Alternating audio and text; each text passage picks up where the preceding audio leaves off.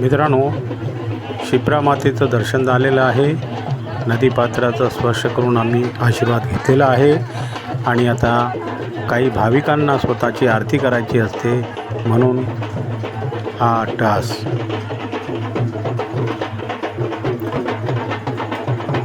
पुढे बघूया भाविक कशी आरती करतात ते. आणि मित्रांनो, तुम्हाला जर माझा व्हिडिओ आवडला तर लाईक करा, शेअर करा, सबस्क्राईब करा आणि कॉमेंट जरूर करा. हे भाविक लोक किती प्रसन्न मनाने आरती करत आहेत आणि भगवंती वाजवत आहेत. आणि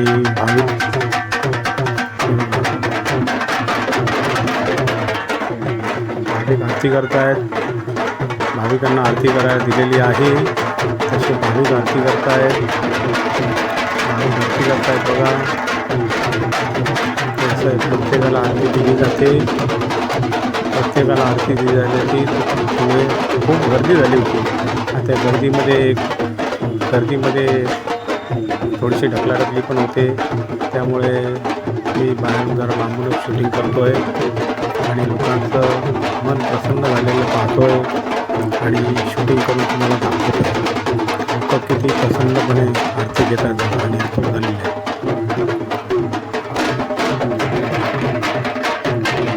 छान आरती. जय शिप्रा माता, जय शिप्रा माता, जय शिप्रा माता, जय शिप्रा माता, जय शिप्रा माता, जय शिप्रा माता. आणि मित्रांनो, आता आपण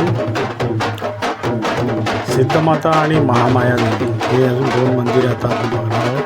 आणि त्या 2 मंदिराच्या इथे पण आरती आहे आणि दर्शन आहे ते आपण आता घेणार आहोत. आता ही आरती संपल्यानंतर आपण पुढे ताबडतोब निघूया आणि जवळच आहे, ताबडतोब निघूया आणि त्या मंदिरात जाऊया. चला, मी तुम्हाला आता घेऊन जातो. तोपर्यंत तुम्हाला जर माझे व्हिडिओ आवडले तर लाईक करा, शेअर करा, सबस्क्राईब करा आणि कॉमेंट जरूर करा.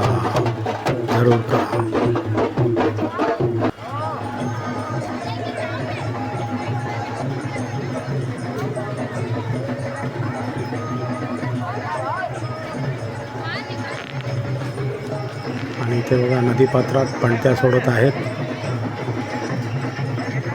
नदीपात्रात पणत्या सोडून भाविक आपली इच्छा पूर्ण करत आहेत. तेव्हा आमची पत्नी पण तिथे आहे. तिने पणती सोडलेली आहे. आता ती निघेल, मग आम्ही दोघे जाऊ सिद्ध मातेच्या मंदिरात. आता इथलं काम झालेलं आहे आणि इथून आता आम्ही सरळ सिद्ध मातेचं मंदिर गाठणार आहे आणि तिथली आरती आणि महामाया देवीचं दर्शन हे 2 घेणार आहे. तुम्हाला संपूर्ण दाखवतो. हे बघा, हजारो पणत्याचा मनोरा. हे बघा, हजारो पणत्याचा मनोरा आहे हा. आणि हे सिद्ध मातेचं मंदिर आहे. आता आपल्याला इथे दर्शन घ्यायचं आहे आणि इथे महामाया देवी पण आहे. हे बघा, इथे फक्त देवीच्या दर्शनाला कोणालाही हात सोडत नाहीत. फक्त इथे समोर एक होल ठेवलेला आहे आणि त्या होलमधून सगळ्यांनी दर्शन घ्यायचं आहे, अशी इथे आख्यायिका आहे. बघा, हा होल आहे, भिंतीला होल पाडलेला आहे आणि त्याच्यातून फक्त देवीचं दर्शन घ्यायचं आहे.